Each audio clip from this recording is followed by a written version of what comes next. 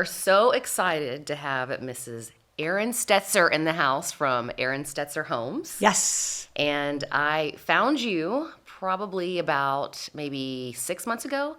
You reached out, you were going to be doing some kind of TV something or another, and then you'd inboxed me asking for makeup. I wasn't available.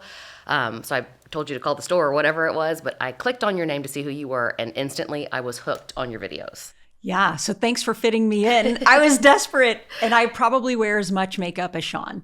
You're cute. You're a cute and carpool girl. Well, yeah. So thank you. I'm excited to be here with you guys. Yeah. So how did you hear about Ginger Kelly Cosmetics? How did that happen? So yes. So we were having a team meeting, and Kelly on our team was totally into her phone at the time, and I'm trying to run through financials. Sounds like me in my meetings every Wednesday. Yeah, that's right. Yeah, exactly. So Kelly, what are you doing? She's like, oh my gosh, you have got to see this. She's like, you do follow Gentry? I'm like, no, I don't, but let me see. And so Kelly is completely obsessed with you and your makeup line and everything you're about. So of course, I was very interested, like, why are you so obsessed? And she said, everything I want to know about makeup, I'm just like totally hooked. And she didn't really know how to do her makeup before, and she learned from you. So I think there's a whole world of people who want to and thirst for learning in different categories, which is what you guys do. I think that was kind of a time too during COVID when my social media was a real special place to be. Well, now I think everyone's right. Well, I think it's kind of calmed down a little bit just because of all the world and the easily offended world. I'm not quite as out there as I used to be, but that was a good time in social Super media. Fun. I think we follow you for the same reasons. All the educational videos, no matter how much real estate that I do and how many projects I've done, I always get some tips from some of your videos. I'm like, oh, you know what? That's a good idea to do that. Yeah, Sean's always telling me, he's like, you have to provide value. So for a long time, the value was a good laugh and a time where nobody was laughing. Mm-hmm. I mean, around when I really started being active on social media was right after I had Liam. And, before I would post stuff, it was more like selling stuff. And I told Sean, I was like, he's never wanted to be behind the camera, in front of the camera. He's like, do not put me on video. I don't like that. He's used to be very, very private. Yeah. He's like, do not film me. I hate that. Because as soon as I'd film him, he'd go like this.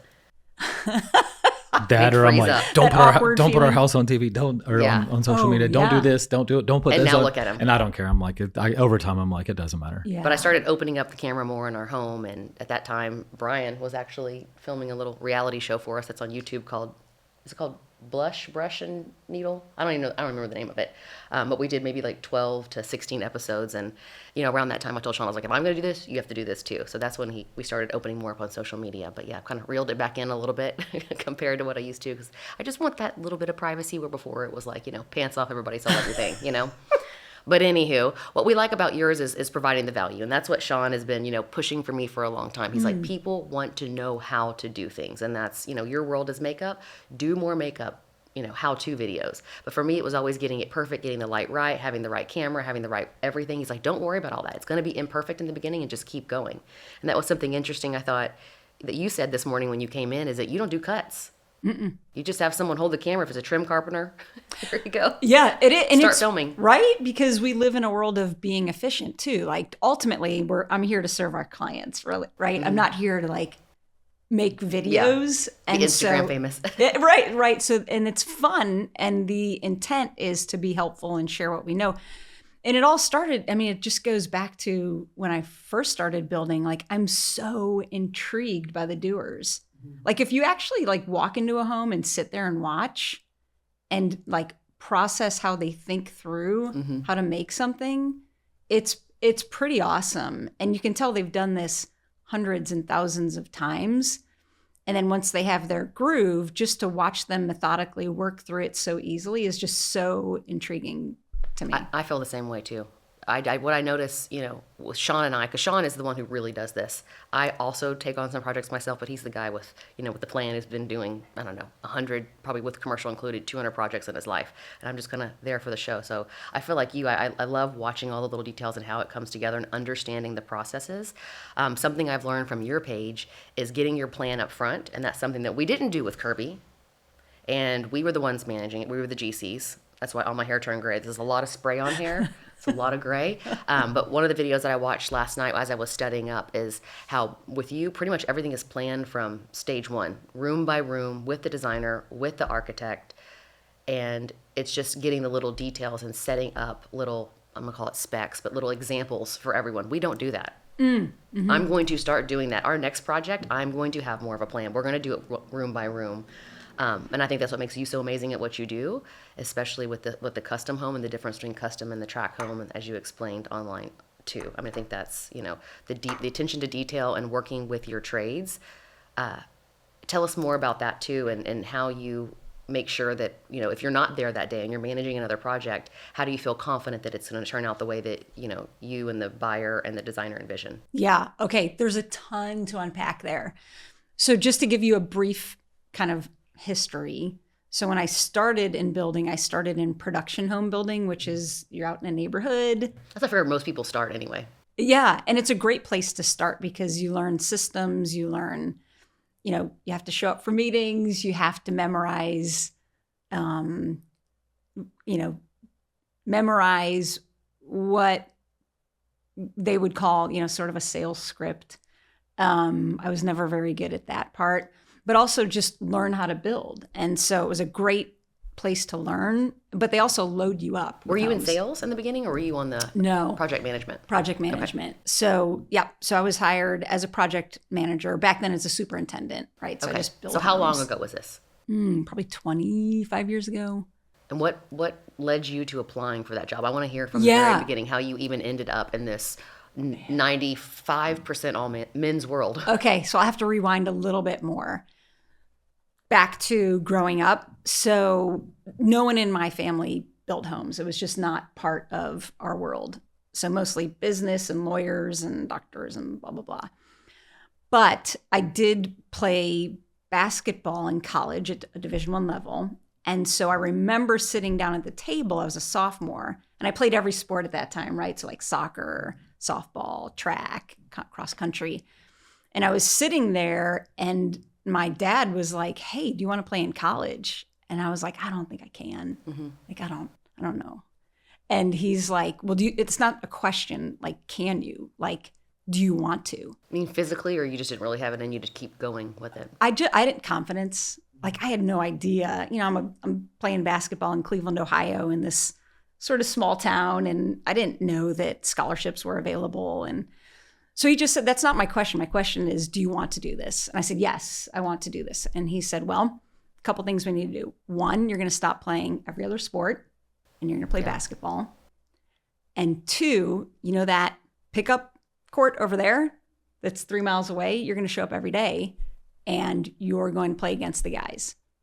And I was like mortified. I'm like, "Oh, this is horrible." Like, think about that. You're like 16 girl, hormones are going, just every reaction possible in me was like, ugh. But that's what, so that's where it started, the whole, being comfortable in a guy's world where literally every day I'd show up. Nobody wanted me on their team. Nobody wanted to hurt me. Right? Like, these are grown, hairy, sweaty men, right? With like, So they weren't teenagers; they were grown. No, men. These were grown men, and that sure is intimidating. It is, and high school and college kids. So it was pretty competitive. You had to get picked to be on a team. So you had to earn your keep, and then once you were on a winning team, you better make sure you're doing your part and figure out pretty fast what your role is on that team, so that you could continue to play. And then, of course, you show up the next day. And then at some point, they're like, "She's not going away. Like, we may as well just talk to her." She's persistent. She is not leaving.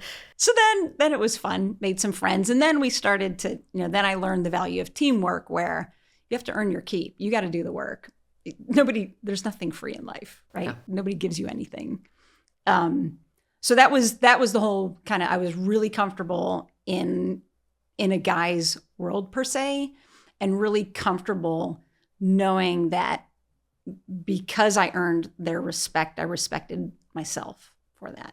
And so then it became easier as I moved into, when colleges made offers for scholarships. I had some great offers and picked a school in Connecticut, Division I, Fairfield University, because at that time they were the top 25 in the country. And I knew it was just an education that I may not have earned, academically. I don't know if I would have gotten in with my grades.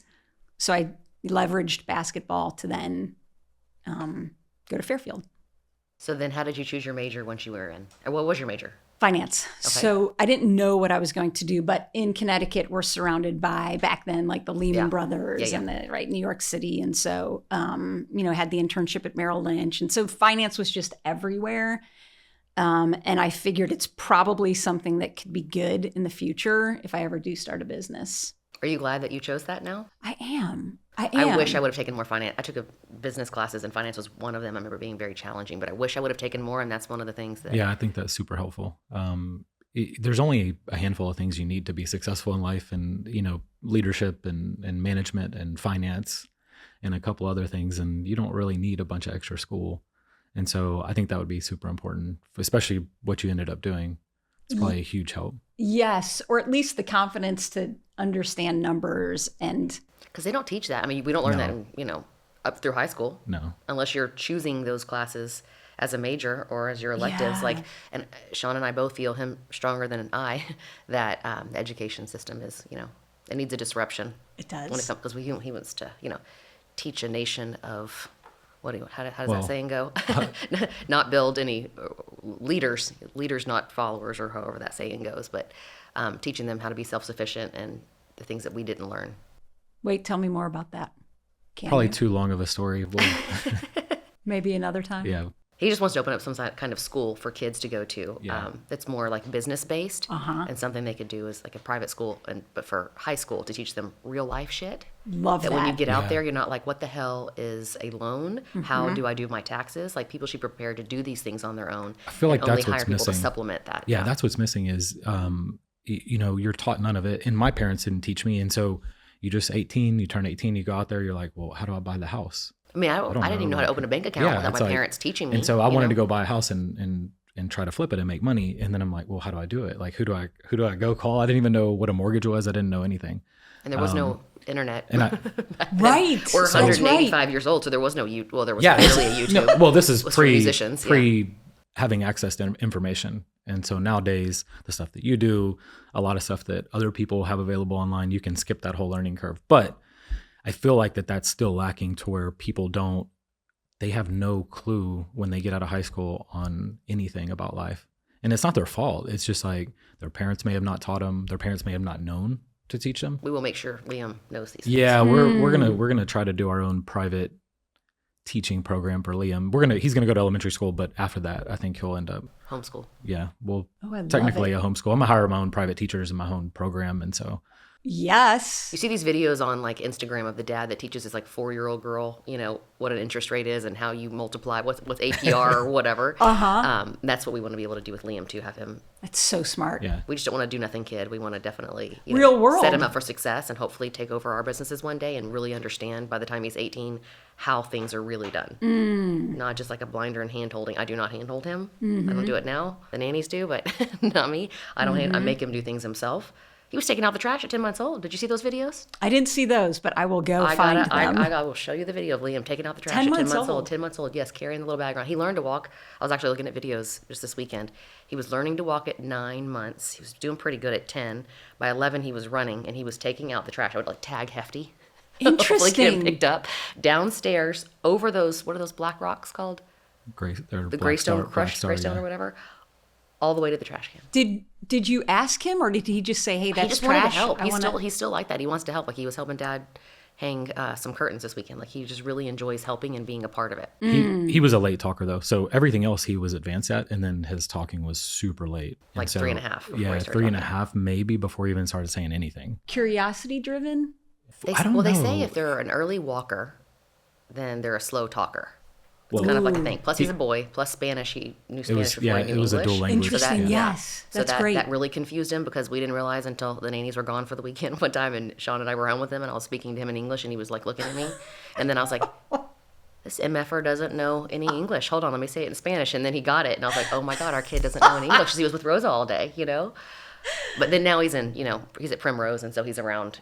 They do a little bit of both. Even like his when he was at St. Teresa's, they would speak Spanish and English That's to all so the kids. great. The So- hearing, when we took him to get a hearing test, was like the doctor kept going, "Hey, maybe so there's some issues or something." And so, but the hearing lady told me, "Hey, if it's a boy and he's dual language, it's super common for them to talk extremely late." And so, yeah, he didn't really start saying anything really until he was 4. And then this whole last year the whole half year was just like explosion. Yeah. Now he's in the repeating stage. So Yeah. yeah, one of his first things that he was saying, his first phrases was, what was it? What the hell? Yeah. What the hell? I was like, I don't even say it like that. He didn't get that from me. He probably got the F word from me, but he did not get that from me. And he was watching a YouTube of a teenager, like, review something. And he started going, what the hell? He went to Primrose, just the school, and taught all the kids to say, what the hell? And so they were chanting it, what the hell, in class. I'm like, oh my God. They said we had to put him in timeout because Like, he well, he's taught the talking. whole class how to chant what the hell. But we didn't correct him because we were so happy. It was like the first thing he ever said. So we were just like, laugh. but then now, yeah, he knows the difference now. Oh, that's hilarious. But it was really funny. That's a good one. That's a keeper. Do you have a video? I hope you have a video. I don't think I have a video of him saying that, but I do We have have a trash one. We do have one that's pretty. We'd never posted, but it's. Oh my God. a good one. We'll send it to you. Yeah, there was one that would have gone viral with the F word, or was it the F word? No, it was. And it was it's so good. I'm like, no, because I'm going to get mom shamed really bad for this. But some 14-year-old boys recorded him saying, and they didn't tell his mom until they were in the car on the way home from our lake house. And they were like, listen to what Liam said. And I'm like, oh my God, so good though. But anyway, back to your finance degree. So you get the finance degree. And then I'm assuming you go to school for 4 years. Did you stay a little bit longer? How did you end up in Texas? And how did you end up in the world of building? Yeah. Okay. So we'll fast forward. So finance degree, had some odd jobs. Actually, when I got out of college, I still had this sort of sports bug in me. So I grew up playing golf and tried to make it on the mini tour, the Nike mini tour. And that lasted like a year and a half. I was like sleeping in my car. It was terrible. And then a few odd jobs. And then I was in the chemical business and was transferred to Houston. Didn't know anybody. Well, actually, I knew my aunt and uncle in Houston. So they hosted a Thanksgiving dinner, and I met this guy, Alec, who's now my husband. And he was a builder at the time. I had family dinner, so cousin or something. No. Yeah. So Keep it in the family. Yeah, keep it in the family. So he actually, it's funny. Alec knew my grandfather when we were little kids. I didn't know Alec until I was like 24, 25. But he knew my family because they were friends. So was Their it a family- setup or was it just coincidental that he was there? It was coincidence. We both happened to be there. Anyway, he was a builder and I was in sales, and I was like, I'm going to go check out what you're doing. And I'm like, wow, Just this is the best job ever. You get to, like, I always wanted to wear tennis shoes. I didn't want to wear suits and heels, which I had to in sales. So I was like, you get to wear tennis shoes or boots or whatever. You're outside all day. You're running around. You're learning. It's constant, pivoting, like everything in life that I'd been doing before. And he lasted like a year. He's like, this is the worst job ever. Was he building custom homes for people, or was he what type of building? Yeah. So he was in production home building too. So we were placed in a neighborhood where I worked for David Weekley Homes. He worked for, I forget the company, Hammond Homes or one of the companies. But all in the same neighborhood? In the same neighborhood, yeah. So What part of town was this in? in Austin. Oh, okay. So we built in Austin. He got out of the business. He just couldn't stand building. It's a lot of babysitting at that level. A lot of just constant repeating and sort of like raising kids type thing. Do you mean to the clients or to the contractors? Contractors. Well, I feel like we do a ton of babysitting with what we're doing now. Yeah, that's just building in general. The hardest kind of babysitting, though. Yeah. Adult babysitting. Yeah. So anyway, so he got out. I stayed in, and then production home building. Then we started to I got pregnant, and our first child is born, and I was really torn. I thought I was going back to work. And, we have our first little girl, and I was like, how do I do this? Like, how do I still build and be with my daughter or our daughter? And so that's when I decided, okay, I'm just going to try to remodel something, bathroom, kitchen, whatever it is. And, bring Morgan with me and try to figure this thing out. So what has happened through the years, so I'm like 25 years into this, but as the family has grown, the business has grown aligned with that, integrated with the growth, right? So as the family's grown, the business has grown at that rate. Mm-hmm. So now think about it. I'm, again, like 25 years into this business, and we're we're really just now sort of taking off. Do you think it has to do with social media? That's really helped it grow? I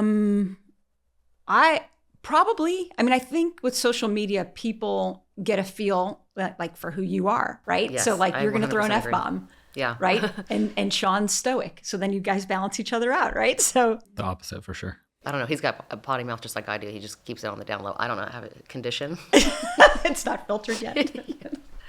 So you did the production home for just a short period of time. And then, so you have the baby. Yep. How did you get your remodel jobs at that point? It's just through friends? Word of or mouth. Just through word of mouth. And then how long did you have the remodeling business? Oh, I mean, it really sort of grew into spec homes. So remodeling kitchens, spec homes, learning the business, creating a trade base. So you're doing projects for clients and you were doing your own spec houses at the same time? Yes. And it was and not a lot, I'd have 1 or 2 projects at a time where I could still bring the kids. At that time, then we probably had 2 kids at that time. And so I'm bringing the kids and it was just sort of, I was grateful to be able to do something I love with the kids. And it really didn't have a huge mission in mind. It was just, I was really thankful for being able to do that. And then, kids get older and 2008 hits, we have spec homes on the ground. We drain our savings. We had just built a home, sold that home, bought a smaller home, remodeled that home. So a lot of Alec, had been laid off from his job. And we sat on the front porch and we're like, what are we going to do? Like we have $200 in our bank account. What are we going to do? 2008 was tough for It was real tough. estate. Yeah. A lot of people anybody in real estate. Yeah. A lot of people had to make a lot of decisions to either let go or, Or stick with, you're right. It was either stick with it, find a new cut industry. bait. Yeah. And that's what his partner did at that time. He's like, I couldn't. We actually had this conversation this weekend. He's like, I had to just go to face every single homeowner and be like, I can't do this. Like I have 20 million in spec homes right now. I can't, it's just too, I can't make all the payments for everything. It's just too hard. He did great though. He did right by all the homeowners and then he did right by all the vendors. And so, of course he had to go to the banks and say, hey, there's just too many properties that we have, but he lost all his equity in all those properties. But his reputation is he knew that he would be able to keep building after if he wanted to after that. So and that's exactly what happened. About 2 years later, he started building again. Yeah. That's awesome. Yeah. That's So what I meant. it was a tough time for everybody in real estate. I mean, it was really, really tough. I mean, you couldn't sell anything. I got a little bit lucky because I was flipping houses, but they were all small, $100 to $130,000 houses. And so the 3 that I had that I couldn't sell, I just rented them and I go, wow, this is like I rented them in one day. Renting was so easy because because nobody could get nobody could get a mortgage.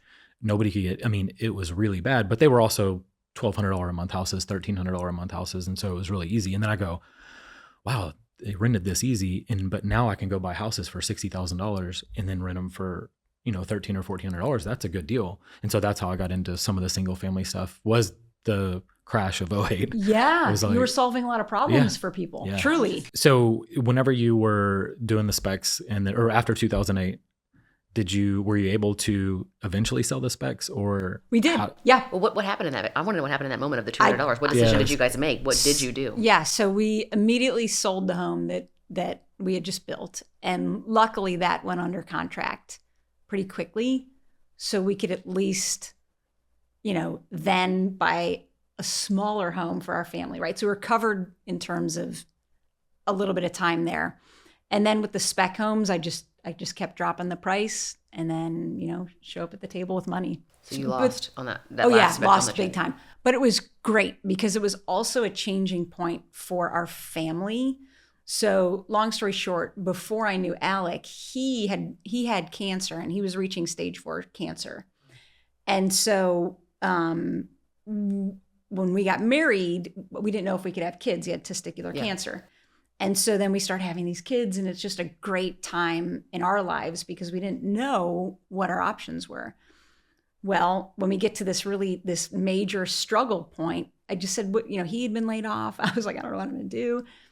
And I was like, what do you want to do? Like, you've what do you want to do? We You're have like options. Starbucks gives insurance. Right. That's right. That's everybody's backup plan. Yeah. We did talk about that. But he said, you know what? I want to be with the kids. When you look at death in the face, like when you look at eye to eye with death, you're really clear on what you want. And I want to be with the kids. I was not expecting that. Because at that time, we had made sure a parent was with the kids at one point in time, right? So we were sort of, double dutying that. And I said, okay, well, if that's what we're doing, then I've got to figure out how to grow this business because we have kids and we got to pay our bills. So that's when I just doubled down and just started meeting architects and meeting designers and spreading the word and it was really before social media. So it was a lot of, There's a lot of cold calling at this point. A ton. I used to do that too, so I remember those days with the key map. Yes, with the key map. Yes. Trying to figure out what you haven't key... gone to. So y'all were in Houston at this time. Y'all weren't in Austin anymore. We're in okay, Houston. so you're in, which is so much opportunity here, but was there in 2009? I don't know. Well, luckily there was. Somehow I guess the market turned around and I was able to thankfully do this. And I think that's a sign too. Like, I'm like, God, if this is the deal, I'm going to go for it, but you got to back me up. Like you have got to throw me a bone. And it happened. But again, with persistence and just like you were taught with the teamwork, you just don't stop. You just gotta do it. You're doing it for your team, your family. Yes. That was always that is today still my driver. I do everything for my family.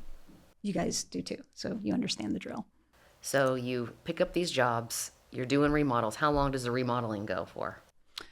I would say a couple of years. And then picked up a few new constructions. But no more spec homes after that. No, I don't think I can. I know. It's hard. He still does them, but there was a time where he's like, I'm never doing this again. When you have $10 million worth of property that you're sitting on and nothing is moving, for him it was 2013, he's like, I'm never doing this again. Yeah, we'll do a couple here and there, but not much anymore. And then I'll still do a high-end house flip like in our neighborhood. That's all I'll take on right now. And then we stick to commercial, but I just still enjoy it a lot. And then I like doing the higher end stuff because you can actually spend the money to make it look nice and do some creative stuff. So I stick to our neighborhood. If a deal comes up, I'll probably do one or two a year. If a deal comes up. Listen, this guy is on the shitter every day on HAR. He is in meetings on HAR. He lives on that. Constant communication with an agent that we work with, looking for off-market deals. It's not if something comes up. He is hunting. He is on the hunt. Yes. Mainly commercial. Okay. Yeah, but I'll search the surrounding areas in our neighborhood for high-end stuff. Get ready. Yeah. So the street that we lived on before, the house that we're in now, he is slowly buying up every single house on that street, just gentrifying the whole street. Nice. Because he's like, this can be a really nice street, and I'm just going to buy up each turd at a time and just polish the turds. Yes. Which is good because the people in the neighborhood like it. He's not tearing them down. Right. And it's more profitable if he does it anyway. But fixing up some of the houses that really haven't had any work since the 70s. Yeah, we're on the new construction side. I feel your pain on that. I don't really like doing spec house. By the time you acquire the land, get the permitting, I mean, it's just so long of a cycle. You're like, I don't know what's going to happen in 2 years. It's really tough. And that's kind of how long it takes really till completion. And so, yeah, I kind of steer clear of a lot of the spec building stuff nowadays. But when you do it, it sounds like you're picking the right project. Yeah, more of a renovation. So instead of the ground up, we'll do renovation. Yeah. So it's a little bit faster, and usually you can create a ton of value doing it that way. So your first new build, when is this? What year is this? Start to finish? Probably, after recovering from that, probably 2010. Something like that. So at Weekly, I'd probably built hundreds of homes there and then just moved a little bit into remodeling and then picked up the custom building. And it was a process too. One thing that has been with me always is I want to be in the top 1% of whatever I'm doing. So and it started with college, like 1%. He's just like that. Oh, you are? Okay. Yeah, so top 1%. He wants to be the best, or he's not going to do it. Yeah, I don't see what there's any point in doing anything. It's a waste of time. Yeah, I don't operate that way. So a lot of respect for that because it's really hard to do. It is, but I think but also when you're clear on it, you're not, I know that that's what I want to do. So when I started building, the homes again, my mission was to get to the 1%. So it was worth taking on projects that had difficult homeowners, had difficult trades, had everything's uphill, right? But it's worth it to get to the 1%. During that time, were you actually the one running the entire job, or did you have any help? So it was me at that time. Yeah. Yep. And then actually I was remodeling Kelly, her house, who's obsessed with Gentry. I'm going to have to look. Where is her house at? Is this, what neighborhood is it in? Is it West U? So no, she's in Hillshire Village. Okay, I think I've been to her house. Maybe You I've may done her have. makeup. Like I'm trying to remember. You probably I'm gonna look her have. picture up when we're done because Okay. I know I'm gonna know who she is, but I feel like I know who this person is. Okay. All right. We will. So I was remodeling Kelly's house, and literally when I was done, she's like, I was reviewing your spreadsheets, and she's like, "You're a mess." Like, a couple of these numbers were off. I know you didn't mean for them to be off, but let's, I'm probably not paying you enough here. You're a little bit short here. And I was like, so wow, I'm kind of embarrassed because I didn't mean to do this, but I'm walking out the door, I'm closing the door. And before I close it, I open it back up and I was like, Kelly, can you help me? Can you work with me?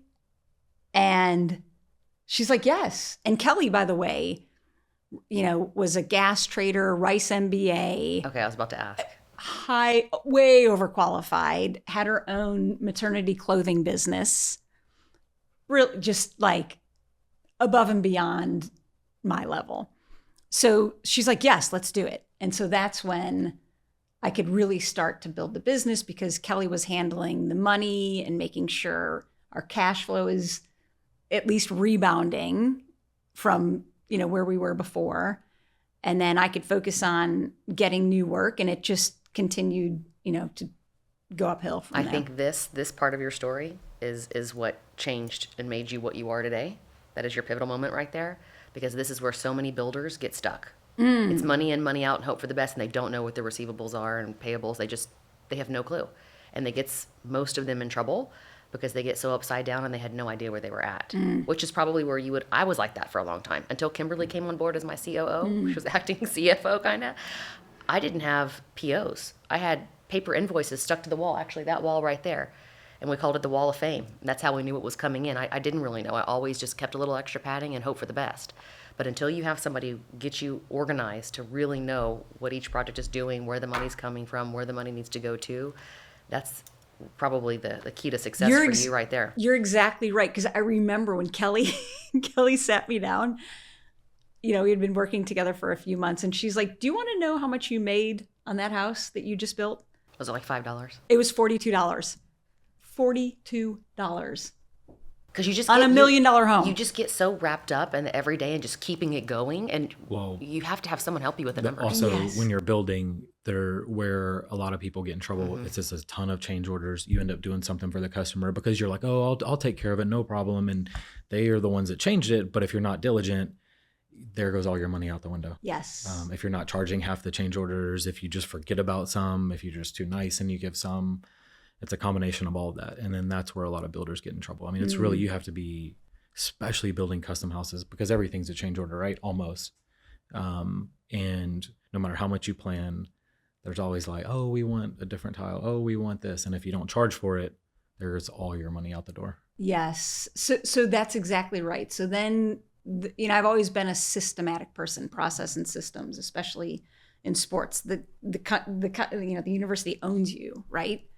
Your entire schedule, your entire life. I was in study hall for 4 years because they made me. So that's when we did put the systems in play. Kelly set it all up. And we maneuvered into working with architects and designers with systems. So now we talked earlier about a controlled process where first we start with first we start with the whole design program, a visual of how do we want this property to look, to operate, what buildings do we have, what what's in each room, the way it feels, the flooring, the walls, the whatever. Are you doing all this before you even break ground? All of it. And so this we is our launched, mistake. This is what I'm learning from you. Well, okay, so let's talk we about don't do that. We wing it as we go. And even with our designer, she's like, well, I kind of want to see how we love our designer, by the way. We haven't mentioned who she is, but we will soon due to conflict of interest, but we will mention soon who she is. But she likes to see things, how they're coming together. And I get it as an artist. I'm the same way, but I don't want to do it that way anymore. I want start to finish. I want the whole thing laid out in CAD, and I want it to say, this is what it's going to look like.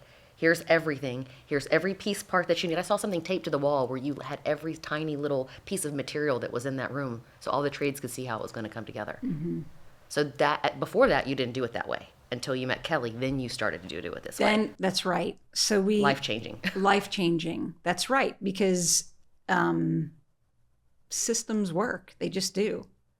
So the broad stroke on that is program design. It could be 20 pages of information around this home that you're going to build, right? And then we move into schematic design with the architect, right? Sort of bubble shots of the house. And then we move into a design program. So that's where the house really takes its form. And we can bring in a pricing exercise. We can bring in any consultants that we might need, like lighting consultants or healthy home consultants. And so then the team's essentially formed. And then we get to a permit set, which is not a construction set. Most people think, oh, we have our permit. That's the house we're building. It's not. That's a permit set.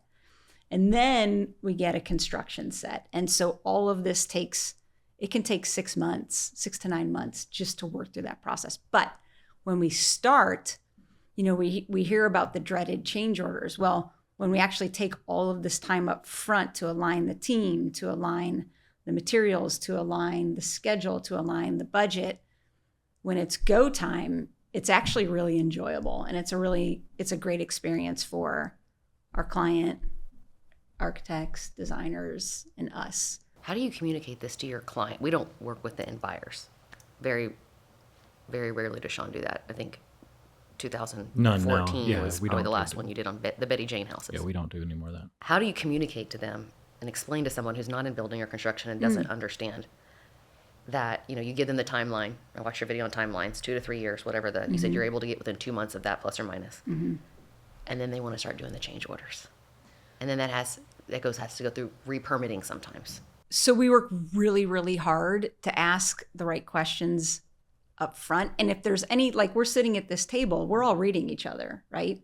So you have to read the room. When somebody, if I'm taking notes and I noticed you sit back and think, okay, Gentry, what were you just thinking right there? Communicate. Yeah. Yeah. And so that's why it takes months to actually go through this process. And I would tell you it works. Like our clients, some of them are my great friends now. We're godparents to another family, their child.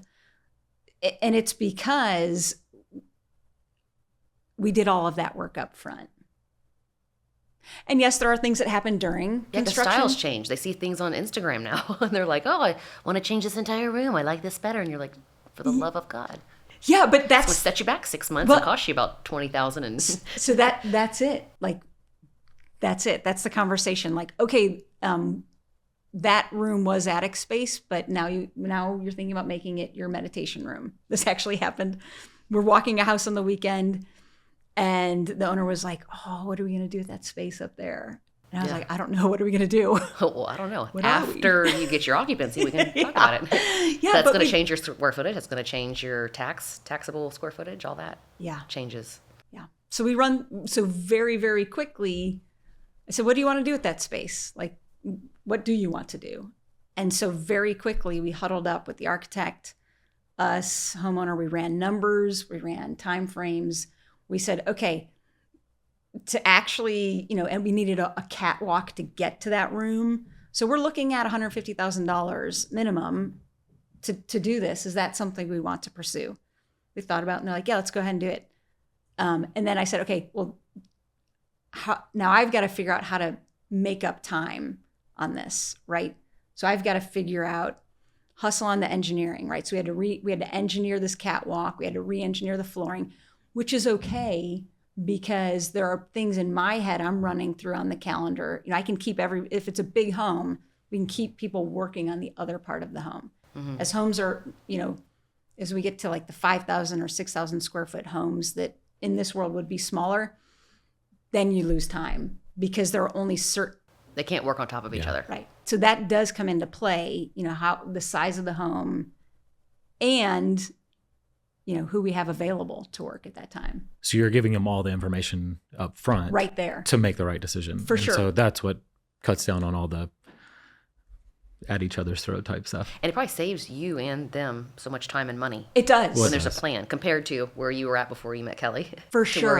Where you're at now. Because I can't tell you how many hundreds of thousands of dollars that we lost on this Kirby project from having to redo things that didn't turn out because we didn't have a plan.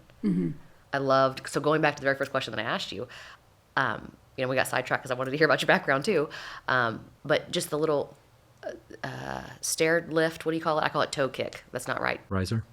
Stair riser. Oh, yes. Of how you plan the whole thing out. I am so terrible at transitions. I watched that entire video twice. I'm just like, that's funny. The 345s to get you there. So it looked good from every angle. Yeah. But being on the same page as your contractors and making sure they have a plan that they can duplicate the plan. Okay. So we talked earlier about mock-ups, right? So mock-ups are these, so whenever something's not clear, like we're looking at 2D images, right? But then at some point we're getting to the reality of what we're doing. And transitions are a big category. So if I'm not clear, there's going to be a mock-up. Like we have mock-ups on almost everything.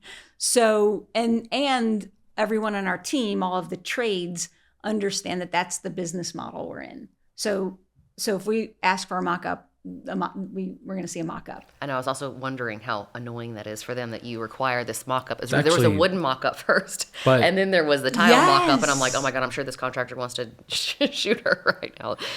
I mean, our contractors would act like that. Well, it's actually, for the ones that know what they're doing, it's actually better to do it that way. Because they only want to you do don't it have to go once. back and change it a couple times. Because then you're walking in going, oh, rip all this out, and then which is a lot of frustration. Yes. Yeah. So it's actually the guys that have do it this way, they know why. So it's just training the trades to set that expectation of this is how it's going to be done, or you just don't work with me kind of thing.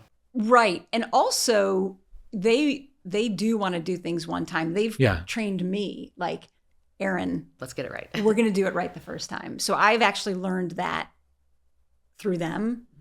And now I know, like, we'll execute once we're all clear. So beams are a big one. Beam sizes, 6 inches by 10 inches, or do we want 8 inches by 12 inches on a ridge? And then how are these beams tied into this ridge? And so we'll make mini mock-ups of beam sizes, and then we'll have someone hop up there on scaffolding and hold that mock-up. Tile patterns. We always lay the floor tile out on floor and shower. We will lay the tile out on the floor in another room and actually look at that layout and talk about, okay, how are we going to center the plumbing valve based on this? I saw that video last night, lined up except for we got to the window. Yeah. Then we had to make a call. Like my feng shui stuff, I can't handle it. I mean, I'm getting to the point now, I'm telling Sean, this just needs to be redone because I can't handle it. I've learned so much from this. We've never done anything so custom before as this house. But it's fun though, isn't it? It's fun. I love it. I love it when you actually have some money to spend now where I can do things that I really, really want. But then you spend so much money on this Ansax tile and it's ruined because it wasn't done properly. We gave photos. We had photos taped to the wall, but it just like you said, we didn't lay it out to see where the valve was going to land or where the window was going to land or the corners. That little sliver on the corner I would have lost my mind. Totally. So it's like, where do you start? Where do you end? And how do you line everything up? You can't move the window at this point. That's too much. Yeah. So luckily, we ran through all the scenarios and figured out, okay, yeah, that's not going to work. But we don't want to see little slivers. So we pivoted. But taking calling timeout when we need to call timeout is really important. So, we'll get so far and then we pause and then we make a decision and then we continue a little bit. But I think it's also being like 2 to 3 weeks ahead of the tile job. Having them put up a sample. Yes. Your grout samples. Grout is a big thing for me. I almost made somebody scrape all the grout out of Sean's new cold plunge room, which is my office, because they put a white grout on a gray tile and I almost lost my mind.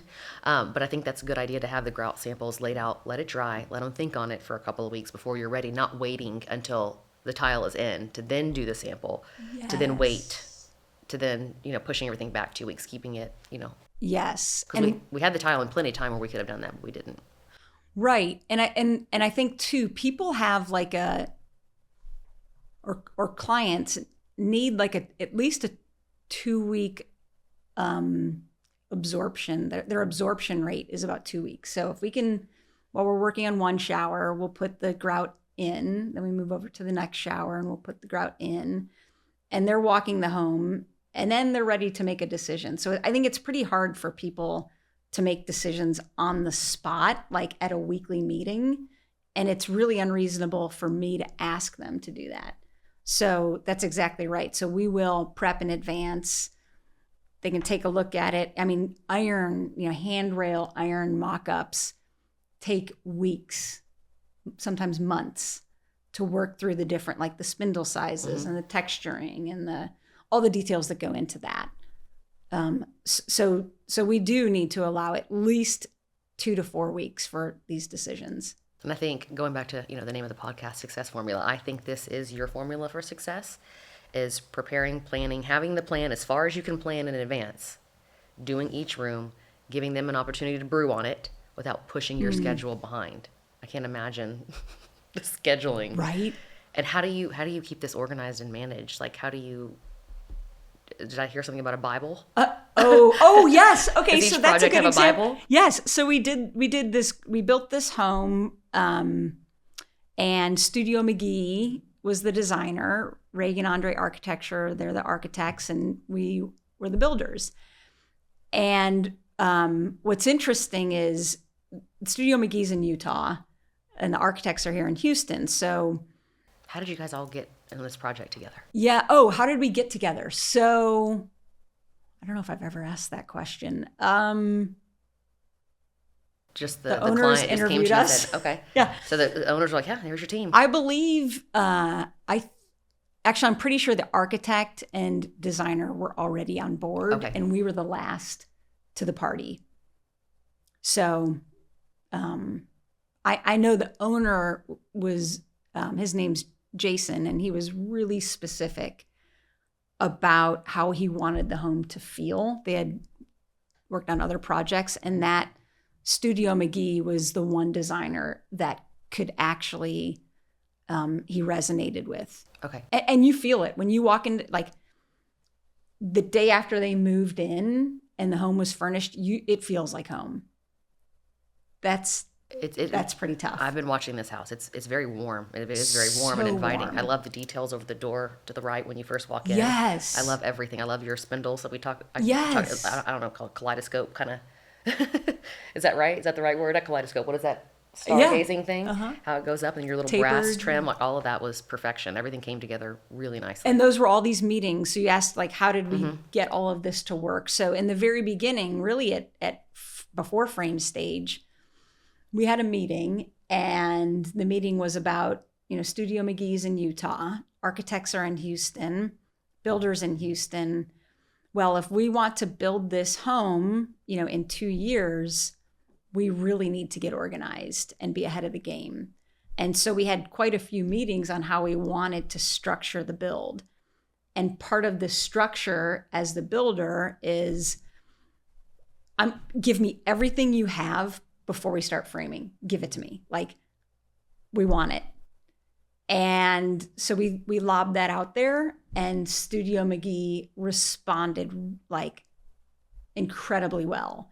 So we huddled up. They started developing this entire book. Like, they probably never worked with someone like you before. You're probably the first I'll person ask. that was so organized. Well, I think it was great because they drink the same Kool-Aid, right? So we're all in this game together for the success of the project.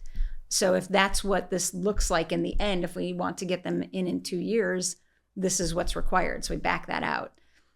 Had we not done that, it would have easily been a 3.5 year project, easily.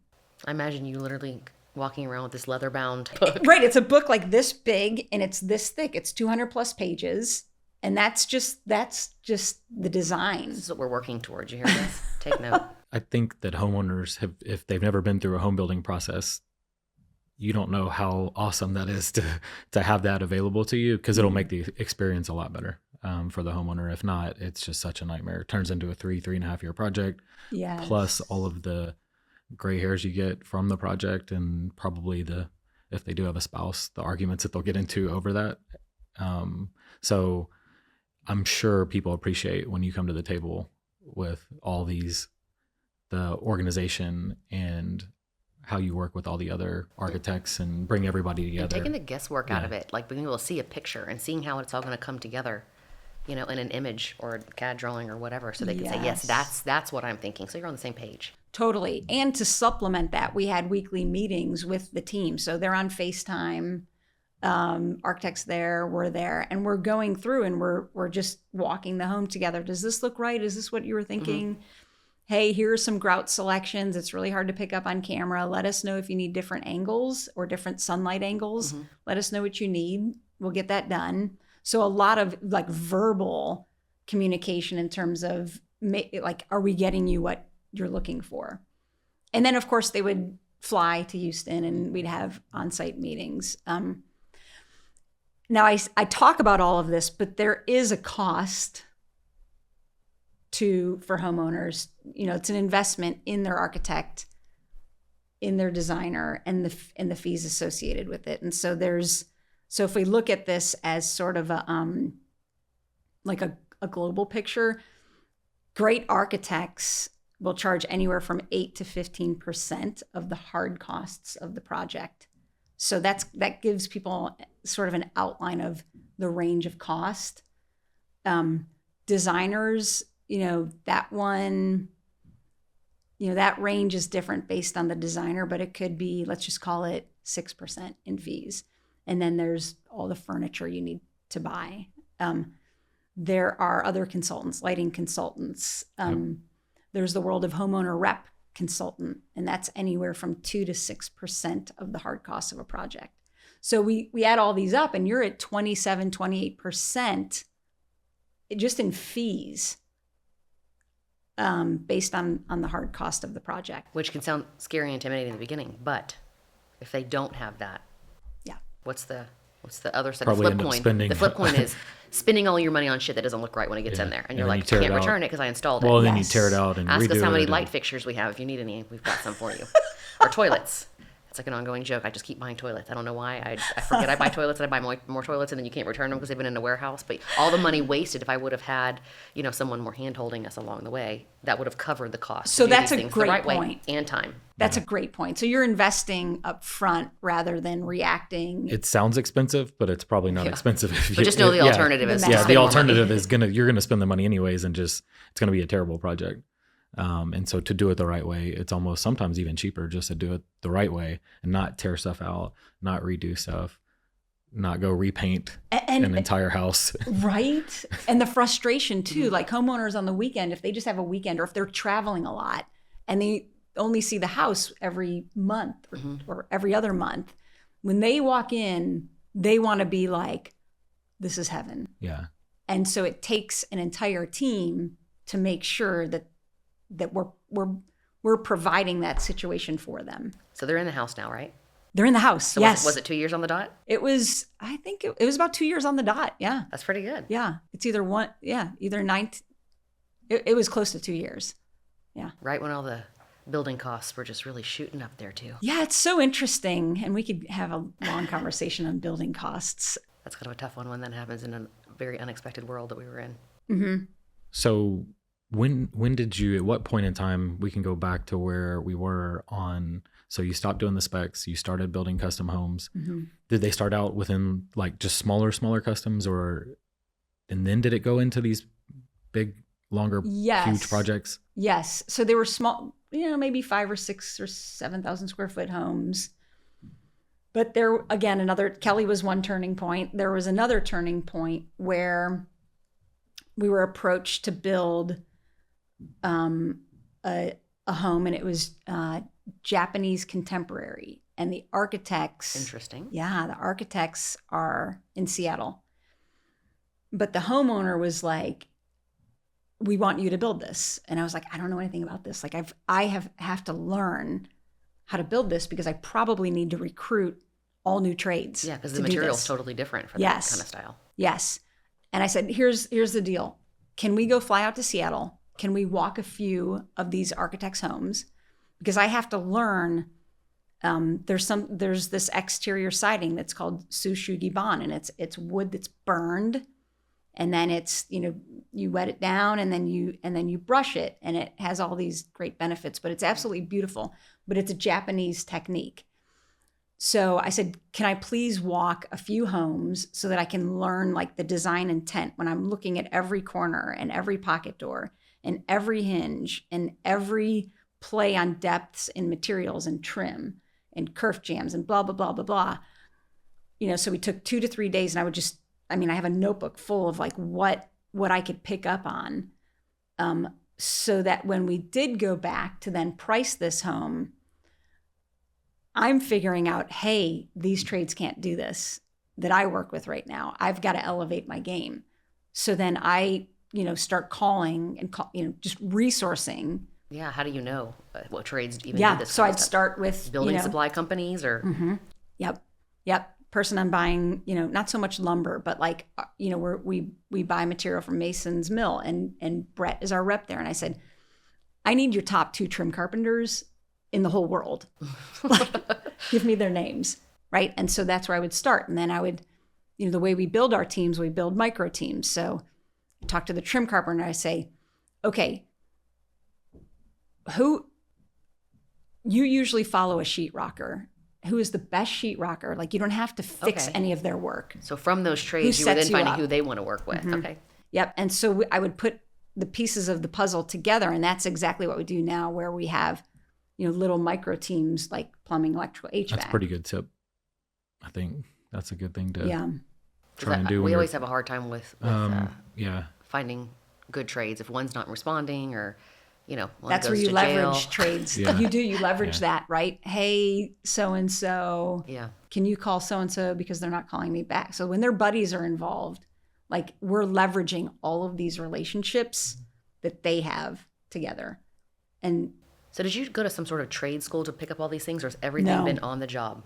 Because I feel like you're the tiny little details that I hear you talking about in the video, I'm like, either she's done 500 homes to pick up all this stuff, because I know with every home you gain new knowledge. Totally. You're still learning. Mm-hmm. But yeah, no trade schools. That's pretty amazing. No trade school. A lot of studying architecture drawings, a lot of listening. I mean, I didn't open my mouth for, so like that project, the Japanese Contemporary.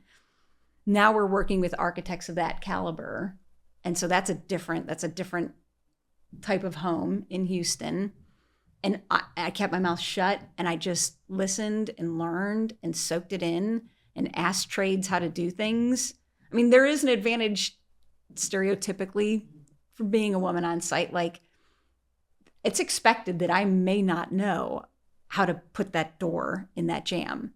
So it's kind of freeing to be like, well, how do you do this? And, if it's a kerf jam, like, doesn't this opening should be bigger, right? Because the jam's bigger. Like, can you walk me through that? Like, how do we figure this out at frame stage? So just all of those questions all now add up to just learning from architects, designers, and trades.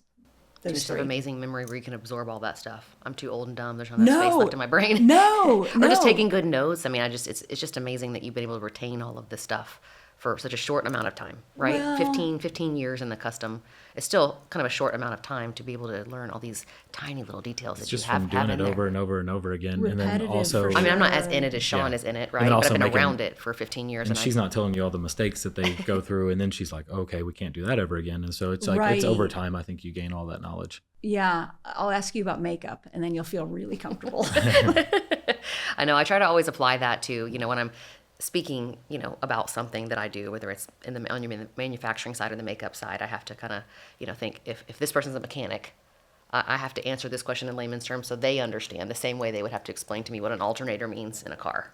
Mm-hmm. Right? Exactly. But you just mentioned something about working with contractors and you being a woman, and it's kind of expected that you don't know as much. Do you feel like, and I'm asking this for personal reasons, do you run into this with your contractors, or do you have a certain level of respect now maybe you didn't have in the beginning, or is your experience the same now as it was when you first started, when they first met you? Do they, because you are a woman, do you feel like they talk to you the same way as if it was your husband in there they were talking to? That's evolved over the years. I've had weird situations where, guys were inappropriate and that minute they're gone, done. I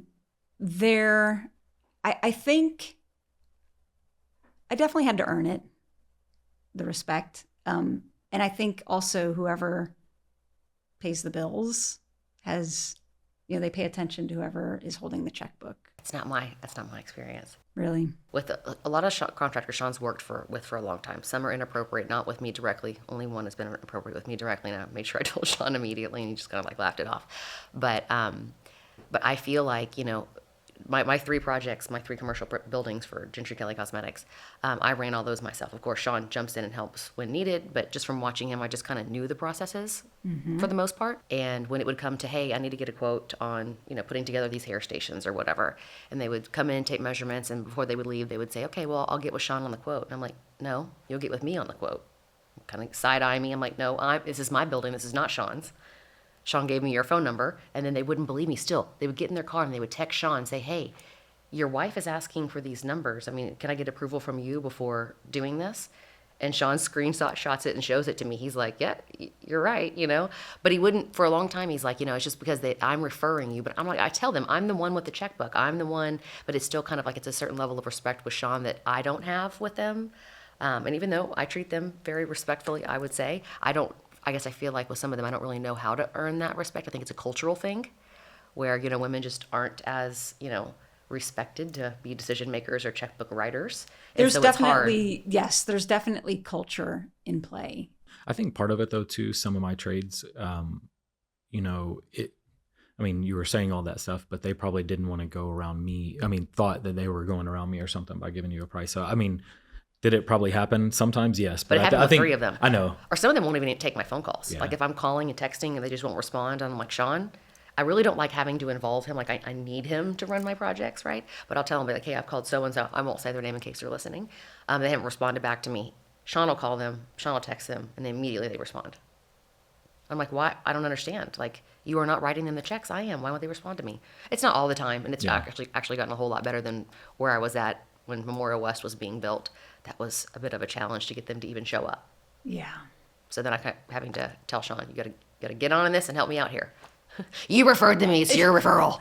It is interesting though. But much like you, you have a goal and I have a goal, and just kind of move through that, and either they're going to be on the team or not. But at that point in time, you make a decision. Like, and a lot of times I'll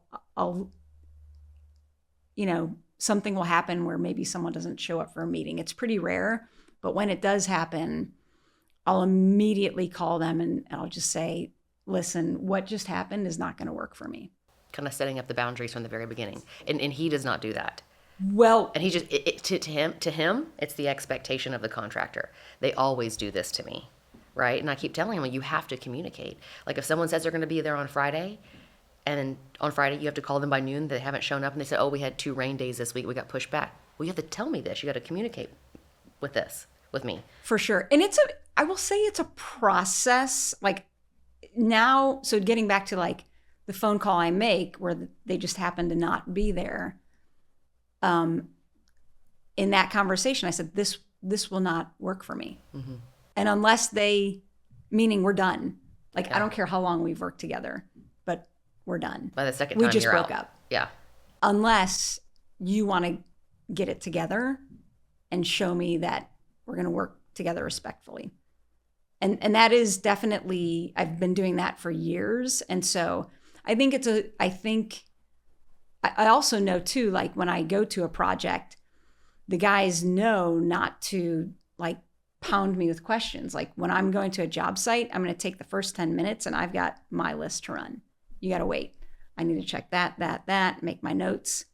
I'll let them know when I'm available to review something. So I think too, it's setting a tone, not on purpose, but like, I have, like you guys, I have 15 meetings a day. I have literally no time to eat during the day other than a protein shake if I'm lucky, if I remembered it. That's how you stay thin. It's the working diet. No, yeah, the working. That's right. The on the go diet. But getting back to the trades and building a trade base, you're gonna laugh, but we actually have a scorecard, and we analyze our relationship from the very beginning of a project to the end, from the bidding process. How accurate was the bid? Did I have to call you back and notice things that you didn't pick up on? Was it on time? Then through the building process. You keep a record. That's excellent. That's For sure. Yeah, that's really good. And then you have like who sits on the bench? Yes. Who's playing? Yes. And I even get to the point where, let's just say it's a trim carpenter and they have 5 different crews. Well, if I've worked with a few different crews, I will say this crew got an A+, this crew got a B. I'm going to work with A+. Let's line that up. So a lot of it too is probably time and being very clear with, again, this 1%. It goes for everybody, meaning our trades. And for me, in that evaluation, what did I not do that hurt you? Well, you weren't ready for this meeting and I was expecting you to have selections. You literally have facts there. I love that. Yeah. And they will tell me. They can't come back. You're like, on this day at this time, this is exactly what happened and how much money you cost me. Yeah. Right. And time. And I'm not perfect. Like, you grade me, you tell me, right? Because I know when you show up, things need to be ready because that's how you make your money. Yeah. And so we go through this evaluation and we have a conversation. Okay, so what's going to work or not moving forward? It's just like a family. It literally is just like a family. Our kids are in college and high school. We've had lots of these conversations. I can't even get him to use a shared calendar with me. Will you please, can I have you consult with him on a shared calendar situation? Yeah, I'll join your calendars. We'll have a lot of fun. I mean, it is a lot to keep us on the same page. I know both of us, run businesses, him more than I, and just trying to communicate with each other of who called what contractor and just being on the same page. If someone doesn't show up, sometimes we don't realize till 2 days later, which is what took the project so long. But getting organized, are you taking tips, taking notes from all of this? I mean, because this is definitely what's made you so successful, and to be able to run as many projects. I mean, how many projects are you running at a time now? We talked about this before we got on here. Yeah, so we do have a threshold for projects. I will say the key is our project managers' maximum number of projects is 2, because we do need to be and want to be present and active and forward thinking on our projects. So sometimes it's even just 1 project. Okay. So that's our rule of thumb, depending on the complexity of a project. So, but if we're, so we have families that work with us and they have multiple homes. And so that may be something where a project manager that they really, really like works with the family. Right. Yeah. And so we do have some outliers here, but our boundaries are like, again, 1%. If we're going to be the textbook build for you, this is our limitation. Well, do you have your projects that people only want you? Are you managing so I build any 2 on your homes own also. Too? Okay. Yes. So you're just like the rest of the team. Each one of you guys have 2 on your own. Yes. But you're still oversight on the others yes. too. So how many projects do you have to go to a day? Yeah, a lot. A lot. So do you try to keep them like within like a certain 8 zip miles. code or okay. Mm-hmm. So within an 8-mile radius. So if somebody goes, I'm building a 20,000 square foot house in the Woodlands, you're like, nope, sorry, I can't do it. Not the Woodlands, but I will say that there is a really exciting project that came up where we were actually the homeowner rep putting the team together. Okay. And it just so happens that it's just a really great project, and it's about an hour and a half away. Ooh. So it's on a ranch. It's on a ranch. Yes. So it's going to be cool. It's a legacy project for generations. So we have figured out our formula to build that home. You should have to have somebody on that. Probably is their Full-time. sole project. Yeah. Mm-hmm. Because it takes away from you, and a lot of people don't understand. Even some of our contractors ask for referrals in Galveston. We know that's going to take them off of our projects if we're sending them to Galveston for referral. It's just too much out of their day. They can't do multiple projects a day being so far away. So I totally understand you wanting to stay within that close proximity of 8 miles. Yep. It seems to work for us. Yeah. And all a part of the formula to make things work. Yeah, because it's just people, they just want to say yes to everything, and you can't. You got to turn a lot of stuff away. Are you at the point now where you're turning a lot of stuff away? Well, I think what's interesting with all the like we will always have the conversations, because when a lot of people reach out, and our goal is to be, like you said, add value, be helpful. If, understand their goals, if we're a good fit, we continue. If we're not, then I would say, okay, well, maybe if you could talk to these few architects, I think they could be great for you. And by the way, they also have their builders That's like your that they nice will way. refer. Yeah. And then, so at least they're on the right path. But I would say, if I were to calculate, out of the 100% of people that contact us, we're a great fit for about 30%. Okay. So it's a lot of, you're not my type. Yeah. Or just like, right. Because it's all about the team. Yeah. Like when we're on a project, you have one bad apple, like a bad builder, a bad architect, a bad you designer. probably know from the forget it. beginning. Yeah. If they tell you who their team is from the beginning, you're like, I'm not working with that person. Sorry. Yeah. Or can I help build the team? That would be, another approach. Is that how you get a lot of the clients? They come to you first and then you're helping them build the team? Or do you think it's more referral based off of an architect? I think designer? I think there are seasons. So at first the season was get to know all these architects and designers who I want to work with. And then they would invite us to a project.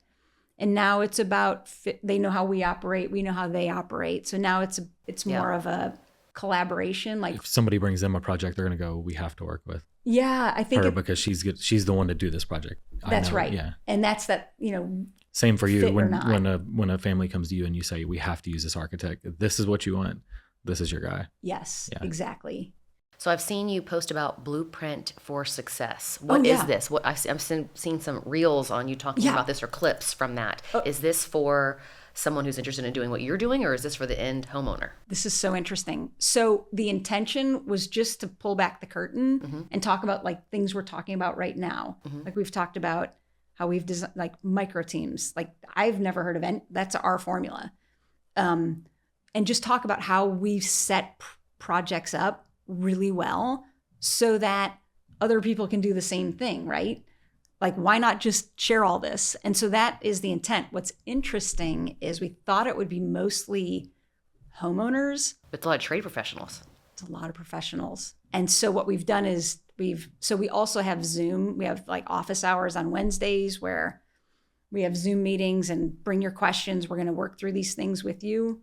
And also on Sundays. So there are but we've divided homeowners and they're in one. It's totally different questions. Yeah. Right. They're totally different questions, totally different goals. And so it's been really interesting feedback. But again, the goal is just to share what we know. Sean and I were talking quickly, like if I could speed my learning curve up 10 years, literally, this is what this is. This is speeding the learning curve up by 10 years. Yeah, I agree with that 100%. I mean, I'm super passionate about that. And when you were starting out, if somebody would have had something like that, you're like, okay, that saved me like 7 to 10 years of all these mistakes. It's so valuable if you find the right person and the right information. Yes. It's so helpful. His friends are offering a program like that. They're in Arizona or New Mexico. Yeah, they're doing, I didn't realize how helpful it was. I mean, you hear about it a little bit, but they asked me to get on one of their coaching calls, and the amount of information that they're able to save people from making these bad deals, because it's more commercial, buying industrial buildings and properties. And so, there's 200 people on the call, but they're like, hey, I have this building under contract. Here's the numbers, here's the location. And they're like, whoa, hold on. You got to be aware of this.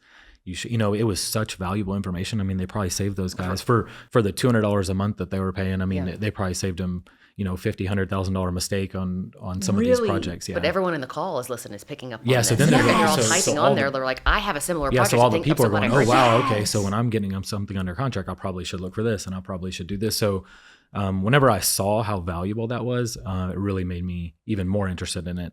And then, so you're doing something similar on the building side, which is really great. For sure. Why not? Right? So helpful. Well, I'm going to join. I'm going to be a member. Yeah.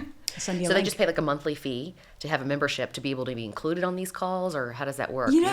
Access to videos, or I wish we were that organized. But right now, not organized. Well, so we're so what we did is it's a one-time, it's a purchase. Okay. And we opened the doors for 2 weeks because we didn't want the Zoom calls to be overloaded. Mm-hmm.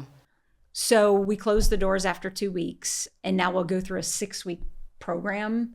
So they purchased this in the beginning. So it's an ongoing forever theirs thing. It's forever a and short-term. ever. Okay. And so we'll get some feedback and see where it's helpful for people, where it's not helpful for people, evaluate that, and then try to figure out the next step. So you're like, it's a learning curve for you, just trying to figure out how to set this thing up. For sure, because we want this to really make an impact truly with every person that we are talking to.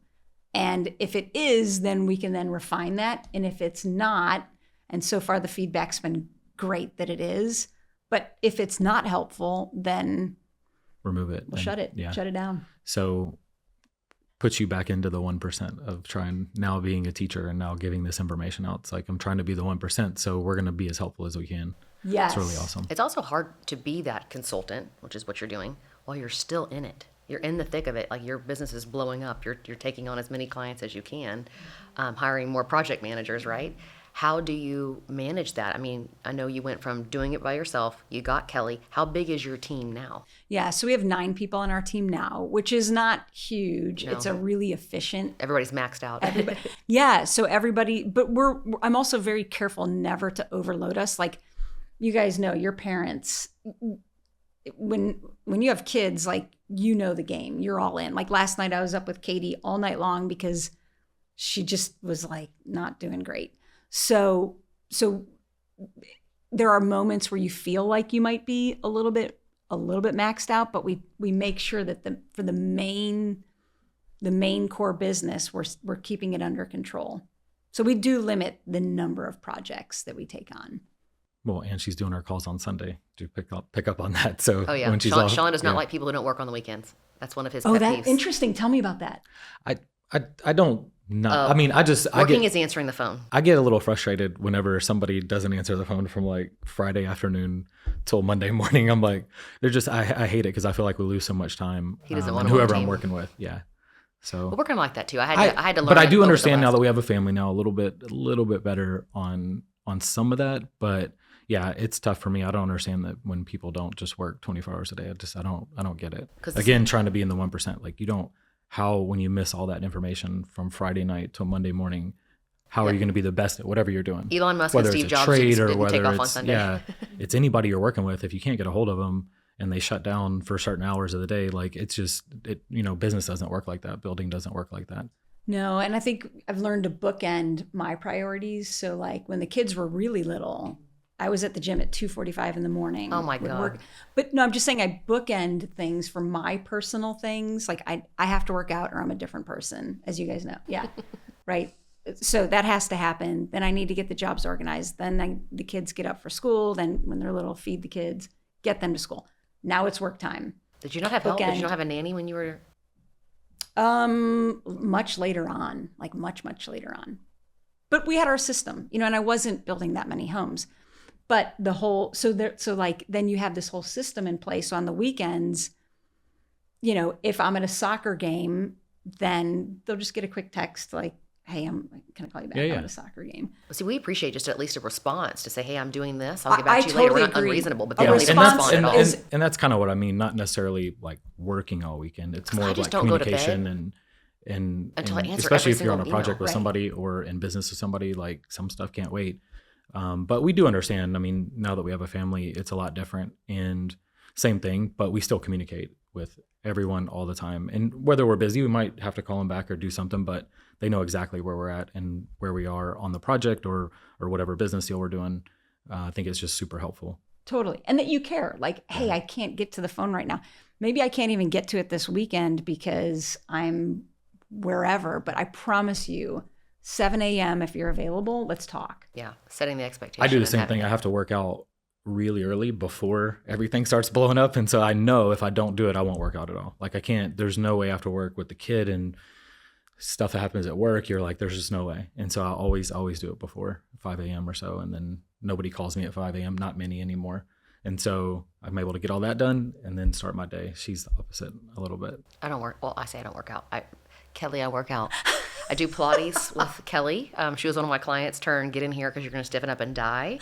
And so I do Pilates 2 days a week, which is big for me. That's supposed to be so good for you. I mean, my body's never looked better than, even after plastic surgery, it didn't look this good. Pilates, really? Yeah, I have like abs now. I have little biceps, more on my right arm than my left arm, but I have Yeah. biceps now. But yeah, I just don't care to, I mean, if it wasn't for her, I wouldn't be working out at all. She knows that she's going to give up all of her one-on-one clients except for me because she knows I just won't do it unless she forces me. Yay. I just don't care. I'm not one of those that has to work out. For me, it's my cup of coffee and poop. If I poop, that's why I was like coming in hot here today. I do not get in the shower until I poop. So that's my routine. That if everyone knows that if I poop that day, it's going to be a good day. So he brings my coffee to bed because if I get up and walk around, I won't. And once one day goes by, then 2 days go by, and then we have a medical problem. So once I do that, then that's kind of like my charge to go. So you and do I have just your go. routine. But It's I don't, very yeah, systematic. my routine. But I'm not like you guys where I'd wake up like Oscar, our general manager here. He was posting at 4:05 a.m. He was headed to the gym. I'm like, what is wrong with you guys? Yeah, but you have your routine. Yeah, it is routine. Yeah. It is routine. Yeah, that works for me. I have to get up and work out. And it's not to look a certain way. It was more just to like, I have to get going. And after I work out, I'll have half my ideas because it's like, okay, I'm already like just get Setting up his day. Yeah, like, setting up my day. Now cold plunge. Yeah. So you're doing that too? I love it. Yeah. So hard So, you know what though? When do you do your cold plunge? before I work out. So You do. See. 4:30, Okay. 5 a.m. And so if you're not warm and I wake up in the morning, I have to stand there for a second and like, It's mental torture. yeah, it's like, okay. He's I'll- videoing it. He's like, this is so hard. No, Yeah. I'm like, it's so hard, but you do feel so good after. So you'll tell yourself like, okay, I know if I get in there, I know the benefit a couple hours later. You And guys so I've will been never making myself catch do me it. in that thing. Oh, she won't do it if I paid her. No. Really? He's like, No, if I give you there's no way. $10,000, would you do it? I'm like, no. No, she Really? won't. It's do like it. 50. I'm like, no, I probably wouldn't. No. I just don't like being uncomfortable, and I hate being cold. Hate it. But I don't really understand how it works. I think it's all that placebo. I don't think so. There's a lot of science behind it nowadays. So you're doing that every day? Or are you still going to the gym? Or you were so active when you were younger. Are you playing sports still, or it's just more just working out and trying to take care of yourself? Yeah. So more of a mental thing. So I'll get up, I'll jump rope and lift weights, and then I'll go swim. I'm a big swimmer now because it's just easier on the joints. Then I'll come back and I'll hit the cold plunge. And I give you a lot of credit because I used to do it first. And I was like, now I don't even like, I hate getting up now in the morning because I know my first move is in the. It's hard. And so I rotate it. Okay. So now I'm on a break where I'll plunge after I swim. So I have to like, for me to mentally stay with it. So good job. Well, That's really I hard. feel like this is I like just started, so I don't know if mine will change, but it's really hard to stick with it. I think it's a key trait with entrepreneurs, and I'm seeing a lot of people who, work really, really hard and get up early and do this cold plunge thing. It just helps with like your mental clarity and For sure. And there's a feeling part like of you're your brain, I forget what it's called. Who was talking about it? Andrew Huberman? Do Yeah. you follow him? Mm-hmm. But there's a part of your brain that actually develops as you force yourself to do things you hate to do. So it's actually brain development happening.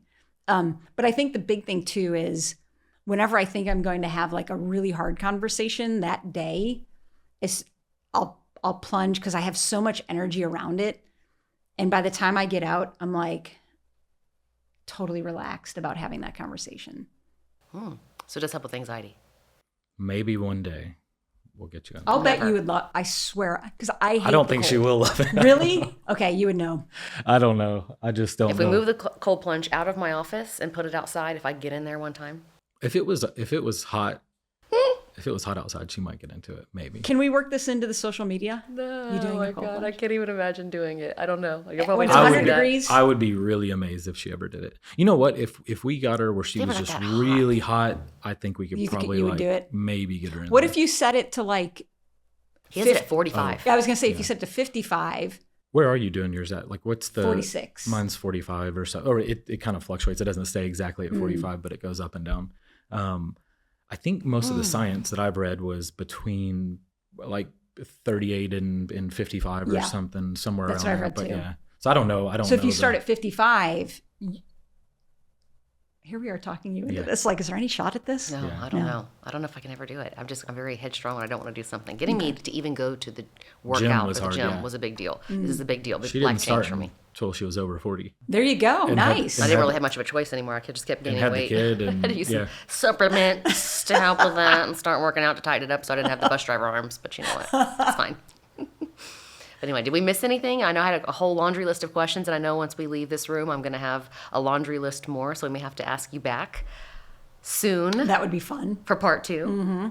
Maybe next time we'll be getting on there and you guys talk about the education in your industry Oh, that's so cool. and That where would that's be a good taking you. So, yeah. but I really appreciate you coming on. Thank you you. were Thank you the one I so was much, most excited Gentry. to meet with. Well, I could not wait to meet both of you. I'm nervous so for you thank to ever come to my Kirby house and pick it apart because it's terrible. It's beautiful. You It's do. beautiful. But I feel like I've learned so much from you online, and I know people are going to want to follow you who are in the building process, or maybe they're in the building industry. Where can they follow you? Where are you the most active online? Yeah. So Instagram, Erin Stetzer Homes on Instagram. And then the digital course is Beyond the Blueprints. And you can find that on our website, which is erinstetzerhomes.com. Well, we are so excited that you came today. Thanks for taking away 2 hours from your clients Yay. to be with us. Thank you. This is so much fun. Well, if you don't follow her, you need to, because I still get a ton of tips, and I've been in real estate for 25 years, and I still learn a lot from every one of your videos. So. Well, I can't wait till till you get these podcasts launched and going. Yeah, about I would say 2 more left to do. We have on the schedule already. Brian and the team have already been editing, so I think that they'll be ready. And I would have guessed, I In was the saying next couple spring, weeks, so yeah. May we'll start launching them. That's going to be so awesome. I don't know which order they're going to go in yet, but we shall see. But Yep. I'm Hopefully we excited. can provide as much value to everybody, and that's, you do. that would be the goal. Yeah, Yeah. as you do. So Well, you already do. I mean, even on your Instagram, like where you give us little teasers. Yeah, the little teasers help get people excited about it. Following the Instagram accounts, we'll have some sort of following when we start releasing them. So, but yeah, that's exactly what you do, is what we strive to do. I know we all get wrapped up in our, the daily chore of being tugged in 1,000 directions, and it does take more time to provide value to other people. But Well, here I you think are it was doing great to hear that you don't even take cuts. I'm like, I take an entire every Tuesday I film, and we get maybe 2 or 3 videos out of it, and you're just doing it in You guys are pro. 2 minutes. We're amateur. You guys are pro. Well, I think you're doing. I'm you're doing amateur. great. She's pro. You're doing pro. great. Yeah, you're doing great. So keep up the good work, and I will continue to follow because, like I said, I've learned so much from it. So thank you so much for being here today. Thank you for having me.